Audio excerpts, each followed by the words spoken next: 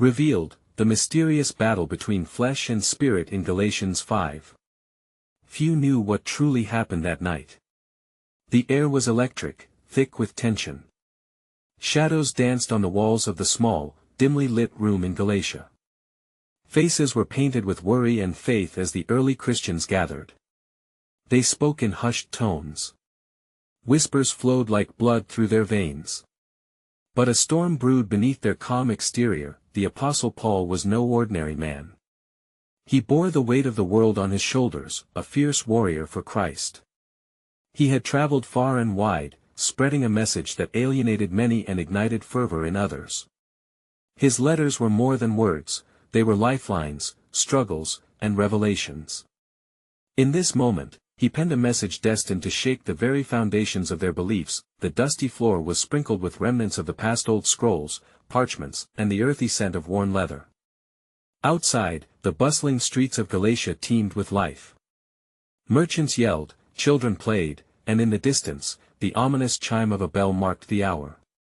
Yet, inside, everything felt suspended in time. Paul's voice rose, filled with urgency, exposing a conflict so deep it made their hearts race. The flesh desires what is contrary to the spirit, he declared, eyes blazing. What did he mean? Flesh versus spirit. It felt cosmic, almost otherworldly. Each word hung heavy in the air, like a spell woven to entrap the audience. Confusion morphed into determination. They sat on the edge of their seats, the weight of truth pressing down on them. But as the revelation unfolded, dark shadows of doubt crept into their minds.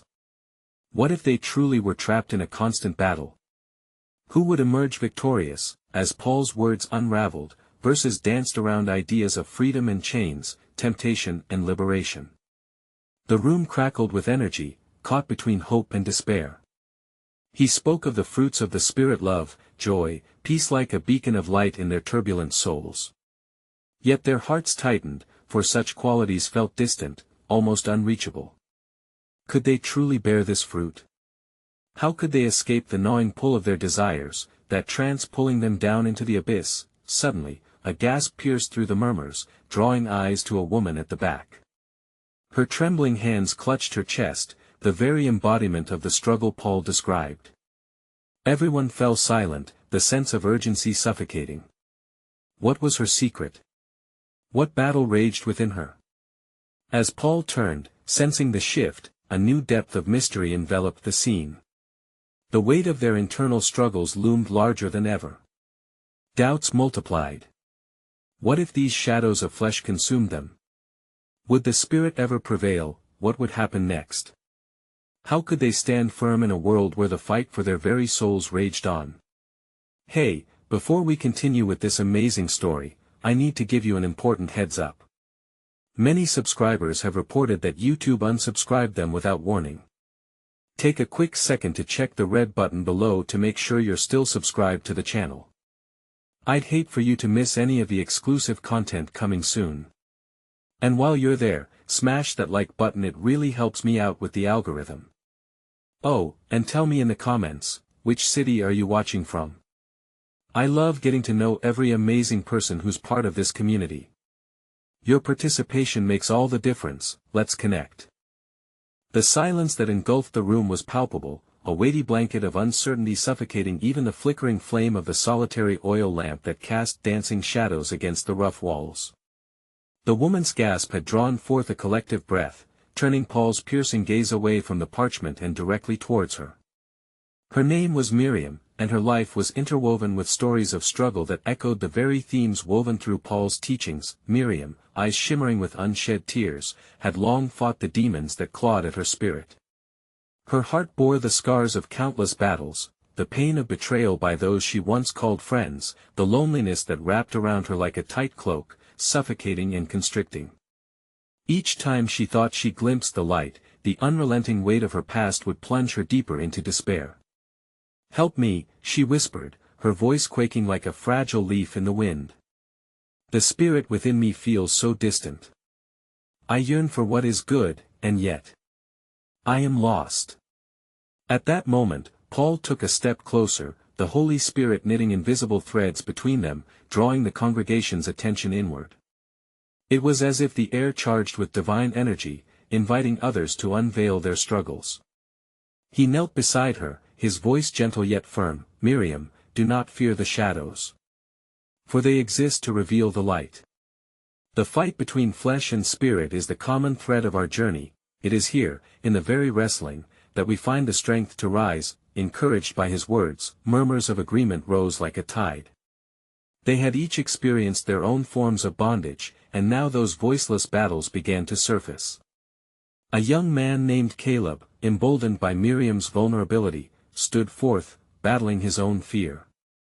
"My desires lead me astray," he confessed, his face flushed with the heat of revelation. "I find myself trapped in cycles of temptation that shackle my spirit." The atmosphere shifted again, drawing in souls lost in the conflation of the divine and the earthly.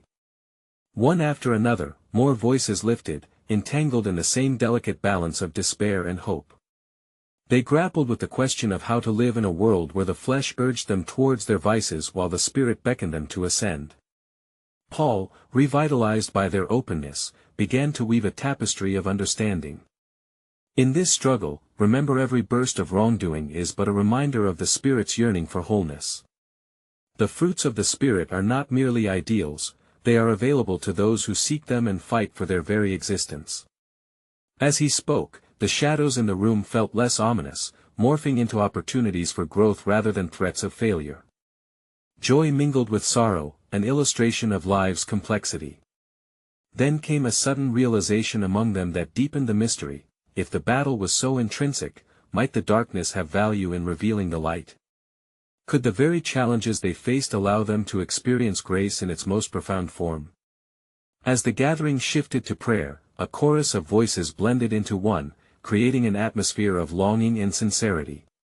Each person sought the strength to breathe hope into their darkness, tapping into the unseen realms where spirit met flesh.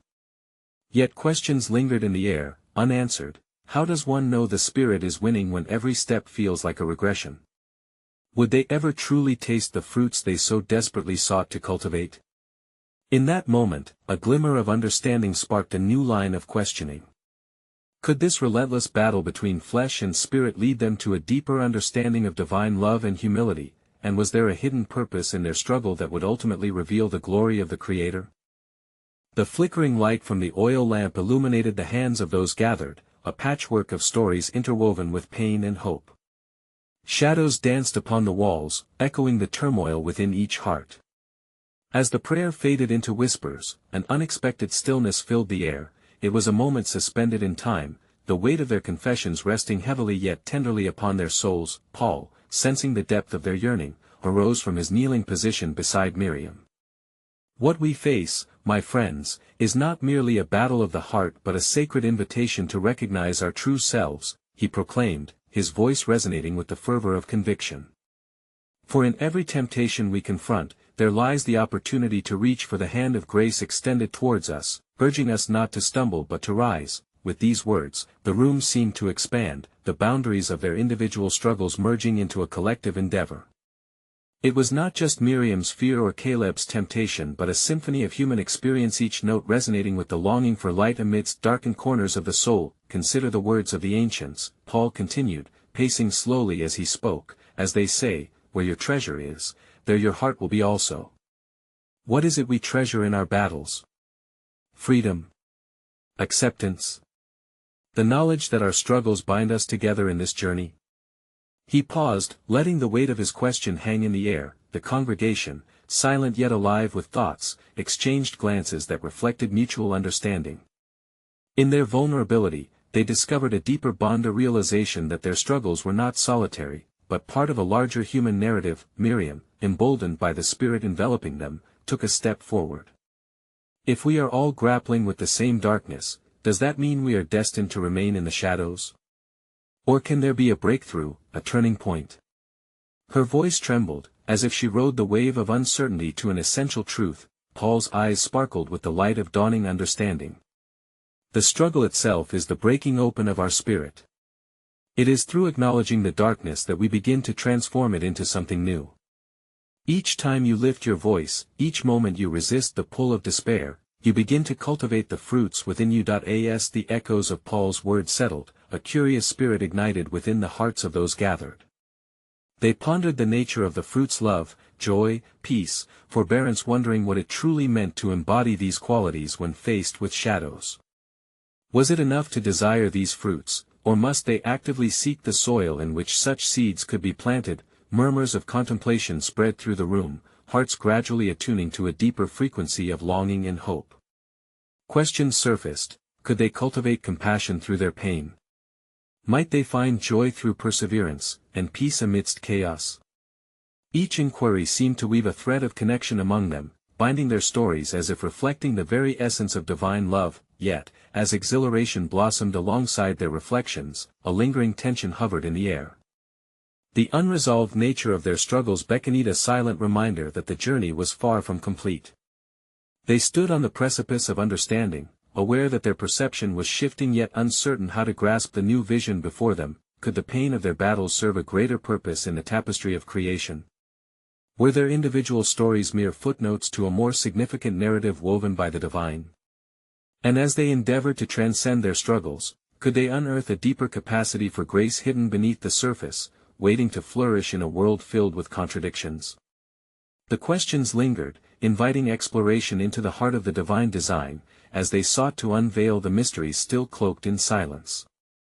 As the gentle flicker of the oil lamp continued to sway with the softest breeze, a quiet sense of urgency filled the room. With the weight of reflection hanging so tangibly in the air, it was Caleb who rose from his seat. His brows knitted together, a storm of thoughts swirling within him.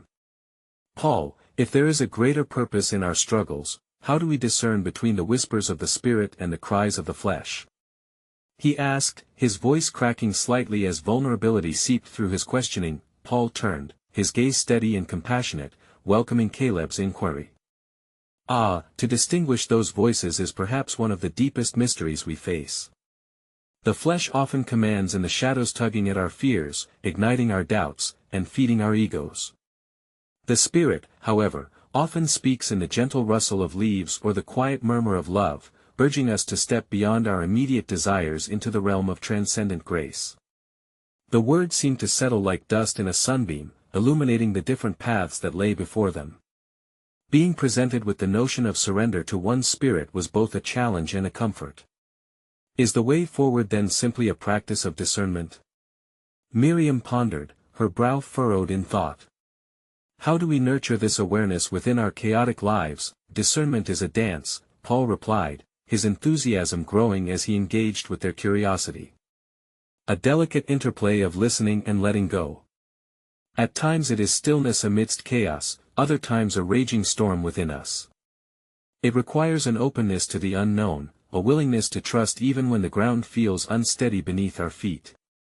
The room resonated with the weight of those truths, a palpable energy joining them in this spiritual exploration. It seemed each individual felt the burning desire to step into this dance, but none were quite sure how to take the first step. Perhaps, Caleb, you could share what weighs most heavily on your heart. Miriam suggested, her empathy blooming. Caleb sighed, wrestling with his thoughts, then let vulnerability radiate through his voice. I crave acceptance, to be free of judgment from others and myself. Yet, in chasing after this, I often find that I build barriers high enough to lose the grace of community that I truly seek. His honesty struck chords within the gathering, resonating with their own hidden fears. Each person present slipped into introspection. They too had struggled with the desire for acceptance while inadvertently isolating themselves from love and communion. It is in our quest for acceptance that we often forget acceptance is already bestowed upon us, Paul offered gently, grounding their collective musings. It's found in the seeking, in the moments of vulnerability that connect us, as we lay bare our hearts, recognizing our shared humanity. Thus, a ripple of hope washed over them, each heart softly awakening to the truth that acceptance was less about external validation and more about internal recognition of the divine spark interwoven into their beings. Each moment of grace can be a turning point, can it not?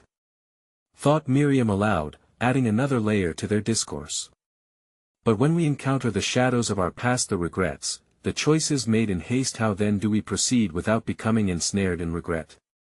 Caleb, still grappling with his own struggles, chimed in, does remembering not hold the power to paralyze as much as it informs?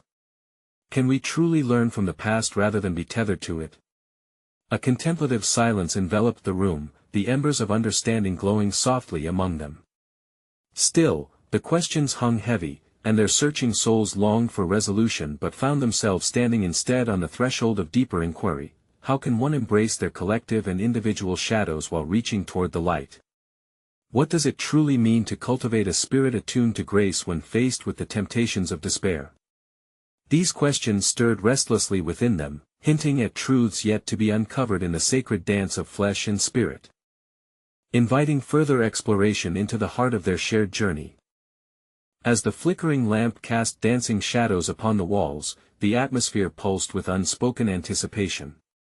Caleb's heart, still heavy with longing and questions, felt the weight of the moment urging for deeper understanding. The quiet conversation continued, yet the room was thick with the divine presence, as if a witness stood among them, listening intently. To break the silence that had enveloped them, Miriam sought to draw forth more light. Paul, she began, still contemplative, if surrendering to the Spirit is a dance, how do we ensure that we are not simply swaying to the music of our own desires? Paul regarded her with eyes that seemed to pierce through the veil of uncertainty. Swaying to the music of our own desires can sometimes feel like a familiar comfort, but discernment lies in the quality of the dance.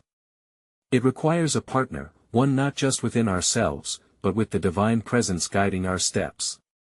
The Spirit draws us into community, toward one another, rather than establishing further barriers. His words sent ripples through their thoughts. Could it be that their desires were merely a voice seeking the comforting embrace of divine companionship? Miriam felt a flicker of understanding, a brightening path illuminated by the notion that their quests for self-acceptance could be transmuted into paths leading toward love for others. With her mind grasping at these revelations, she posed another question, yet again seeking wisdom. What if the acceptance we yearn for leads us to confront our biases? What if it reveals the judgment we unknowingly harbor? Caleb, caught in a moment of introspection, nodded slowly. That's daunting, isn't it? He reflected. Accepting our own shadows could draw forth the shadows of others, and what if these are met with fear or resentment? Paul leaned forward, sensing the stirring energy. Indeed, it can be daunting. However, within every moment of confrontation lies the potential for a deeper connection, for courage to emerge. When we accept our own imperfections, we begin to cultivate compassion for the imperfections of others. This duality, our light and dark, can coalesce into something radiant if we choose to embrace it. A silence hung heavy with contemplation, yet something unspoken lingered like a gentle breeze. Miriam opened her heart widely, reflecting the light they were collectively drawing toward. In seeking to live intertwined with both grace and truth, how do we remain steadfast when the truth feels unbearable? At that moment, Caleb pondered upon the essence of their inquiry. Is there grace within the truth, or does it stand apart? Uncertainty lingered, but Paul grasped at the concept with clarity. Grace is not absent of truth, rather, it weaves through it like a thread. It is the gentle reminder that our worth is not diminished by our mistakes, that even in hardships, we are cloaked with love. Embracing the truth of our lives' joys and sorrows alike unlocks the door to restoring our relationship with ourselves and others. The flickering flame danced more wildly for a moment, as if confirming the weight of Paul's wisdom. Varying feelings washed over each member of the gathering. Could they challenge themselves to see their journeys in totality, acknowledging both grace and truth as inseparable companions in their shared pilgrimage? As they settled into this nascent understanding, a deeper question began to settle in, calling forth reflection. The fervor in their spirits ignited. Would they choose to walk boldly into their truths, not as specters of judgment, but as vessels of grace, illuminating the path for one another? The night stretched on, and the air hung thick with promise yet unknown, leaving them standing in the twilight of their insights, ready, perhaps, to venture forth, but tethered to the unknown awaiting in the shadows just beyond their sight. Would they step forward, hearts open, or retreat, cloaked in uncertainty? As dawn prepared to unfurl its soft light over the horizon, casting gentle hues across the room, the warmth of shared insight was still palpable. It felt as though the night's conversation had created a sacred space, a nest of thoughts and emotions waiting to be birthed into action. Each heart lay open, raw yet emboldened by the recognition of shared humanity and the divine connection that hummed beneath their surfaces. Paul, sensing the lingering hesitance that hung like the early morning mist, leaned back in his chair. It was a moment ripe with both tension and expectancy. "We have uncovered many layers this night," he began. "However, as we step into the light of a new day, we must also contemplate the unseen forces that sway within us. The challenges of this earthly terrain, the conflict that dances between the flesh and spirit, is as old as our yearning for truth." Caleb's brow furrowed as he contemplated this notion. This battle, does it not exist within all of us? A pull towards indulgence, comfort, perhaps even safety? And yet, the Spirit beckons us to forego these distractions for the sake of righteousness and love. Miriam's eyes brightened with curious realization. Is it possible that our perceptions of flesh and spirit are too binary? What if they coexist within us? What if surrendering to the divine does not require the elimination of our desires, but rather their transformation? Nodding, Paul added, "Indeed, the conflict is less about shunning our flesh and more about nurturing our spirits in unity with our humanity. Imagine every desire, be it hunger, ambition, or love, not as an adversary, but as an invitation to seek deeper communion with the source of our being. The flesh, in its truest form, may be awakening us to our higher purpose, like seed sprouting through earth, reaching for the light." Caleb leaned forward, his curiosity propelling him deeper into the conversation. "But how can we differentiate between a desire that leads us away from the Spirit and one that intertwines us with it? When temptation rises, do we trust our instincts, or do we turn inward for guidance?" A palpable silence enveloped them, each member of the gathering mulling over the complexities of discernment. In that stillness, an intriguing thought emerged in Caleb's heart. Could it be that the key lies within community, in the intimate tapestry we weave together? Our shared moments of joy and struggle alike guide us toward understanding what the Spirit intends for us. The flesh may experience the struggle, but through shared discourse, we may elevate each other toward spiritual clarity. Miriam, inspired by Caleb's reflection, posed another question, yet, what happens when we stray too far into our desires? When the tension between flesh and spirit becomes unbearable? How do we navigate those times without fear, lest we bind ourselves further to our burdens? Paul regarded her with the weight of experience. Fear is a powerful adversary, often enveloping the heart in shadows. We must remember that within the struggle lies the call to return, to reconcile our experience. In those moments, reminiscent of the Israelites wandering the desert mired in their doubts, there exists the promise that our paths are still being carved, even amidst uncertainty. It is a return to trust, to grace that gentle hand holding our hearts when we tremble. As the sun now edged closer to unveiling its full radiance upon the day, Miriam felt a flicker of hope inside her. Then perhaps this journey does not require us to be entirely right or perfect, but instead calls us to remain in relationship with ourselves and others as we navigate our spiritual battles. Yet, even within this cocoon of understanding, doubt remained a constant companion. Caleb spoke softly, "As we reflect on our struggles, do we risk creating a hierarchy of experience? Who is more correct in their wrestle, and who gets to decide what authentic spirituality looks like?" Paul, holding a calm conviction, replied, "Perhaps there lies the true mystery. Our experiences, while unique, are all tributaries, feeding into the same river of divine grace. We each carry fragments of the whole. Embracing the richness of our varied experiences offers a fuller picture of the divine, a chorus drowned neither by judgment nor comparison." In this moment of clarity, the tension between desire and devotion hung delicately, a question yet to be fulfilled.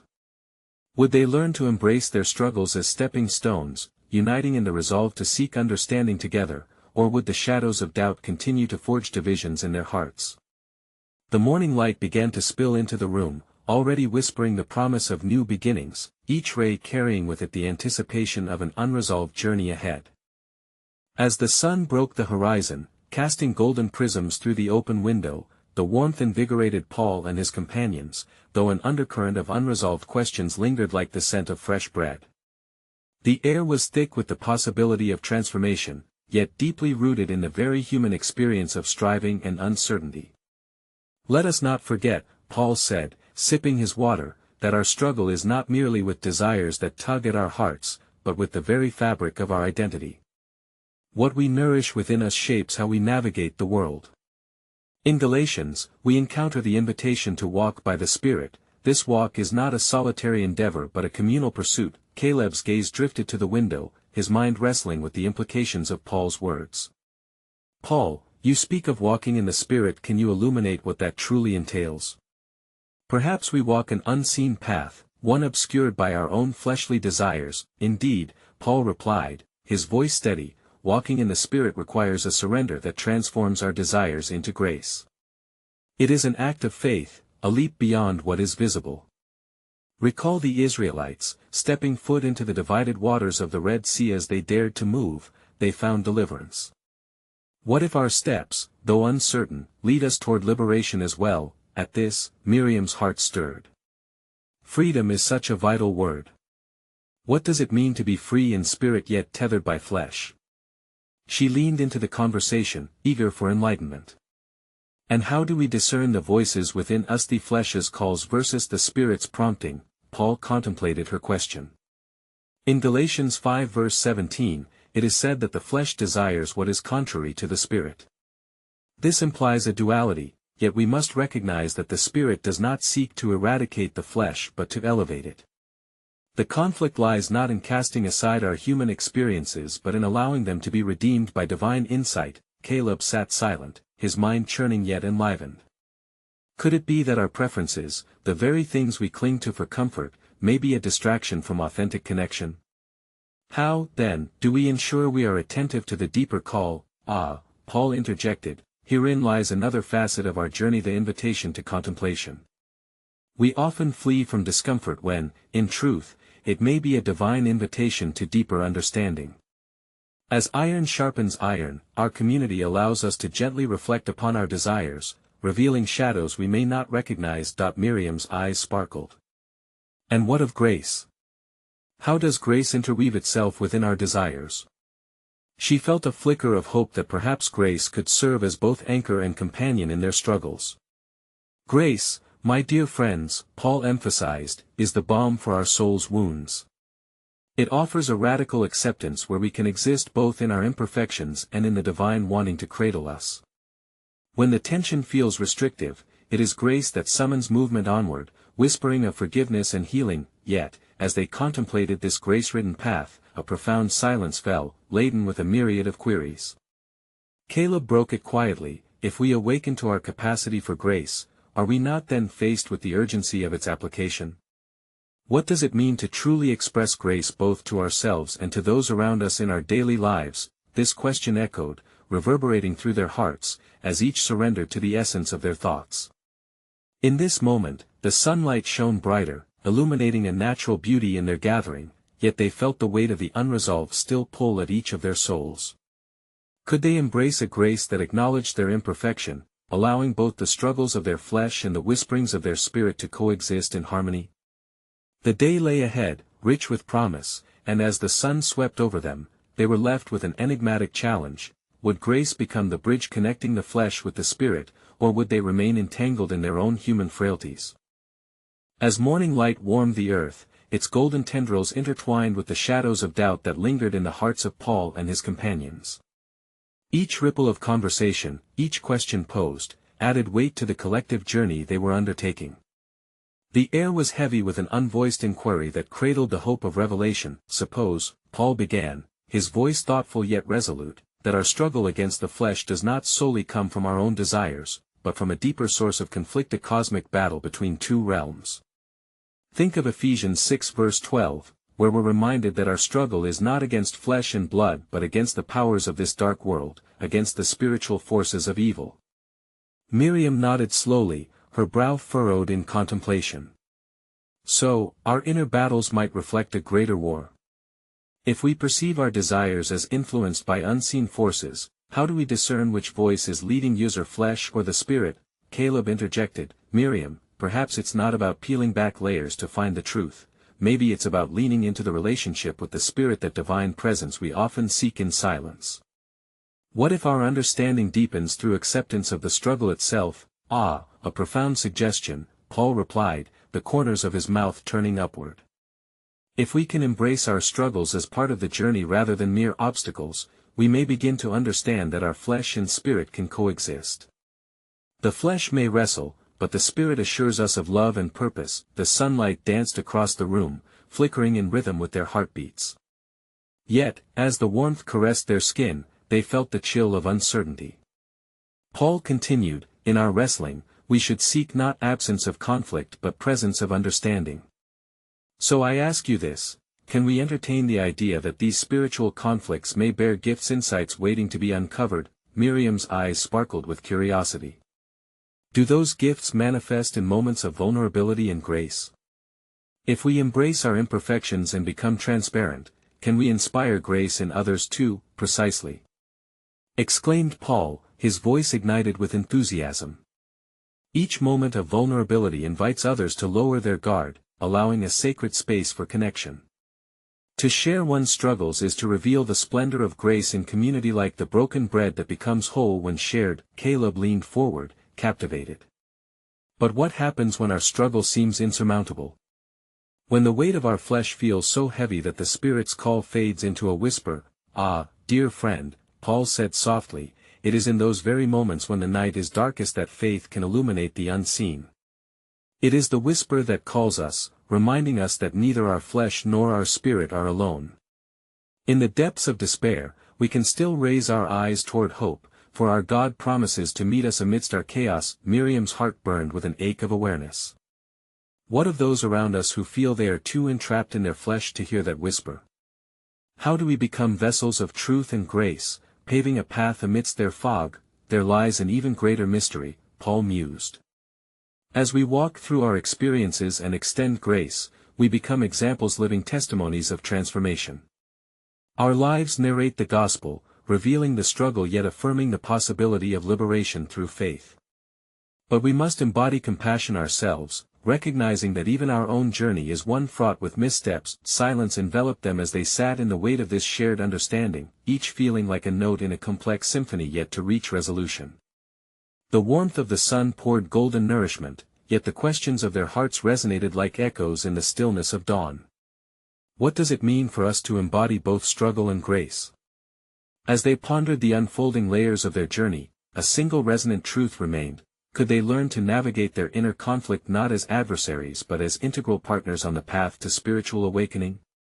And in doing so, could they extend this understanding to others, heralding hope amid the unresolved? As the day unfolded, the sun ascended higher, rendering their small gathering in the corner of that humble room more intimate with its light. The walls, painted with the stories of countless believers, seemed to lean in, embracing the contemplative silence that lingered.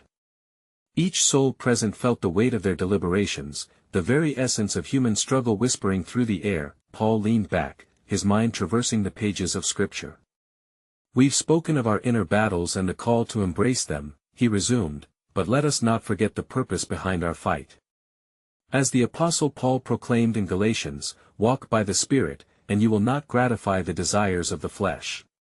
But can we fully grasp the implications of that simple command?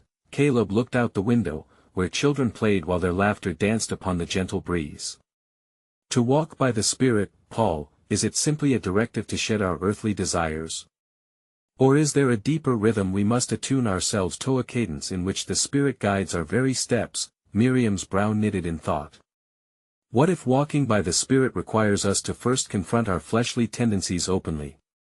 Instead of suppressing those desires, we should understand them, recognizing how they shape our journey. What if, in acknowledging our shortcomings, we also simultaneously expose the light within, the Spirit tugging gently at our hearts? A profound insight, Paul acknowledged, his eyes shining with realization. When we name our struggles, we bring them into the light, where they can be examined, transformed, and ultimately redeemed. Jesus himself modeled this when he faced temptation in the wilderness. It was through acknowledgement and engagement that he emerged victorious. Could ours be a similar path? Miriam's thoughts flowed as she considered this.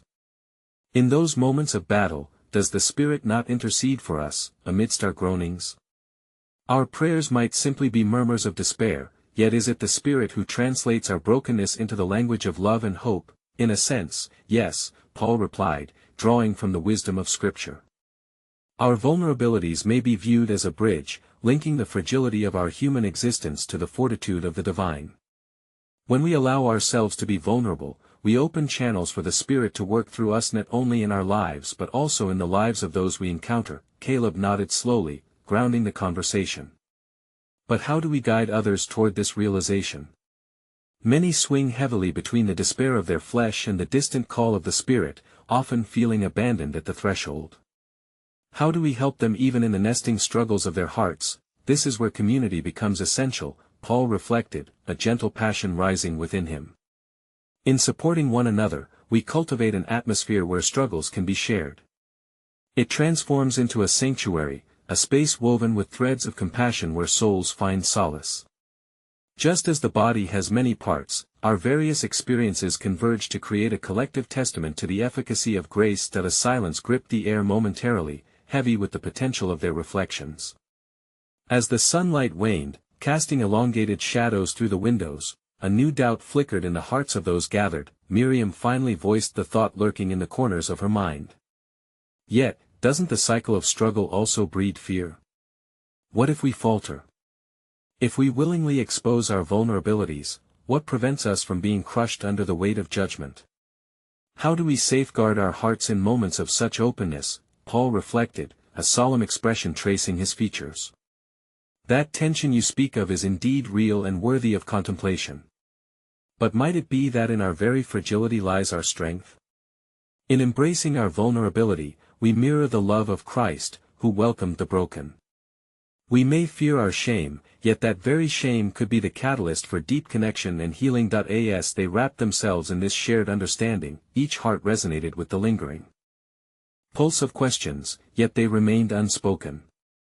The sun began its descent, the shadows lengthening into the evening, and each person pondered a final contemplative question that curled softly in the air: what transformative power lies within our vulnerabilities, and how might we in community become beacons of hope amid the shared human experience of struggle?